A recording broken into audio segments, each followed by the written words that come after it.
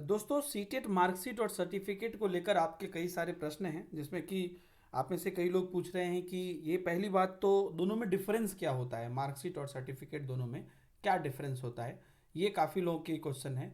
और उसके बाद एक और क्वेश्चन है कि ये अगर मिलेगा तो कब मिलेगा और कैसे मिलेगा। ठीक है। और जैसे मैंने पहले क्या बोला कि डिफरेंस क्या क्या है दोनों में। और एक ये भी है कि क्या किसको नहीं मिलेगा, है ना, क्या दोनों सर्टिफिकेट सबको मिलेगा या क्या किसको नहीं मिलेगा। और अगर मान लीजिए सर्टिफिकेट नहीं है तो बिना सर्टिफिकेट के कैसे हम जॉब में अप्लाई कर सकते हैं या भर्ती कर सकते हैं, या अगर किसी को नहीं मिला तो पहले तो सबसे पहले हम डिफरेंस पे बात कर लेते हैं दोस्तों। ये देखिए लेफ्ट साइड में जो है आपका, ये यहाँ पे मार्क स्टेटमेंट लिखा हुआ है, तो ये आपका मार्कशीट है। और इधर एलिजिबिलिटी सर्टिफिकेट लिखा हुआ है, ये आपका सर्टिफिकेट है। दोनों में ही आप देखिएगा तो इधर आपका जो है कैंडिडेट नेम, ये बेसिक डिटेल जो है सब में रहता है। ठीक है। और उसके साथ साथ यहाँ पर जो मेजर चीज़ है वो मैं आपको बता रहा हूँ। मार्क्स ऑब्टेन जो भी आपका है, अगर आपने क्या कहते हैं लिखा है तो वो रहेगा, नहीं लिखा है तो नॉट अवेलेबल रहेगा।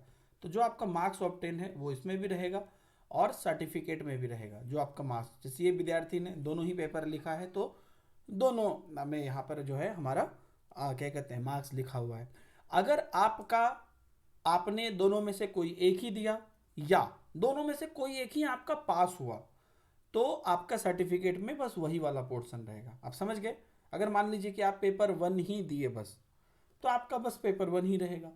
अब मान लीजिए आपने दोनों दिया, पेपर वन पेपर टू, लेकिन आपका बस जो है पास हुआ है पेपर वन में, है ना। या मान लीजिए कि आपने पेपर टू छोड़ दिया, या भरा ही नहीं था, या भरा नहीं हुआ, किसी भी केसेस में जो आपका पास रहेगा एलिजिबिलिटी सर्टिफिकेट में बस वही डिटेल रहेगा, इधर एनए रहेगा या नॉट अवेलेबल रहेगा। समझ गए। मेन रीजन डिफरेंस जो है, यहाँ पे रिजल्ट बोल के एक कॉलम नहीं रहता है, यहाँ पर रिजल्ट बोल के एक कॉलम रहता है जिसमें बताया जाता है क्वालिफाइड या नॉट अवेलेबल। ठीक है। और उसके साथ साथ ये भी रहेगा कि किस डेट में ये चीज़ें हुई है। और सबसे बड़ी चीज़ ये बारकोड रहेगा जो कि डिजी लॉकर से वेरीफाइड रहेगा। और इनफैक्ट ये जो है ना, कब और कैसे मिलेगा उसमें भी आपको इसका जवाब मिल जाएगा। ये सर्टिफिकेट जैसे ही रिजल्ट निकलता है उसके 20 से 30 दिन के अंदर पहले आपको मार्कशीट और फिर सर्टिफिकेट मिलेगा। कहाँ मिलेगा?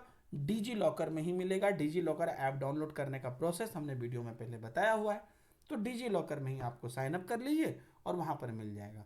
कैसे मिलेगा? तो डिजी लॉकर से मिलेगा 20 से 30 दिन के अंदर, पहले मार्कशीट आएगा और फिर सर्टिफिकेट आएगा, और यही वाला वैलिड होगा। यही जो डिजी लॉकर से आप डाउनलोड करते हैं मार्कशीट और सर्टिफिकेट, यही वैलिड होगा। अब बात आया कि भैया क्या ये सबको मिलेगा? नहीं, सबको नहीं मिलेगा। तो फिर किसको नहीं मिलेगा? तो ये मार्कशीट तो सबको मिलेगा, है ना, ये सबको मिलेगा, लेकिन ये सर्टिफिकेट सिर्फ उनको मिलेगा जो पास किए हैं, यानी कि क्वालिफाइड है। तो अब अगर मान लीजिए कि मैं पास नहीं किया हूँ तो मुझे मार्कशीट मिल गया। लेकिन आप तो जानते हैं कि सीटेट के अनुसार से पास फेल का जो डेफिनेशन होता है वो मेनली केबी में या डी ट्रिपल एस बी में या एनवी में लगता है। बाकी स्टेट का और बाकी जगह का अपना पास फेल होता है।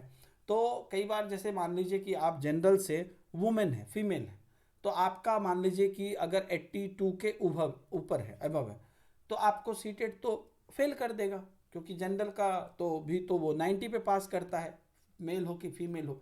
लेकिन कई स्टेट में जनरल के फीमेल को 82 पे मिल जाता है भर्ती में। तो आप क्या करेंगे? सिर्फ मार्कशीट के बेसिस पे अप्लाई करेंगे। आपके पास सर्टिफिकेट तो होगा नहीं सीटेट का, लेकिन मार्कशीट जो है उसके बेसिस पे अप्लाई करेंगे, जिसमें कि आपका 82 मार्क्स टोटल दिखेगा। समझ गए। वैसे ही मान लीजिए SC ST है, ST में अगर मान लीजिए कि आपको 82 पर ये क्वालिफाइड देता है, कई स्टेट 75 पर ही मान लेता है, तो अगर मान लीजिए आपको 78 नंबर है तो सीटेट सर्टिफिकेट नहीं देगा, उस केस में भी आपको मार्कशीट पे अप्लाई करना पड़ेगा।